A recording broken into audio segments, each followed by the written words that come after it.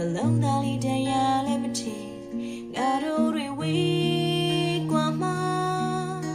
အချစ်ရဲ့ဒိဗေတွေဖွေးတွေမိနေဒီအတ္တစိတ်တွေကတို့နှစ်ယောက်သားစီချခဲ့ပါပြီလမ်းလေးတစ်ခုမှတို့တွေသမင်လေးပြန်ကြည့်နေအချစ်တွေကြည့်ငါတို့တွေလမ်းခွဲလိုက်ပါပြီဖြည့်သိမ့်စရာအကြောင်းများလုံးဝမရှိဒီပါပြင်ထားကမ်းမြေရီများဟာတားဆီးဖို့မလွယ်ပြီငါတို့တကယ်လမ်းခွဲလိုက်ပါပြီလေတဲ့အိမ်လေး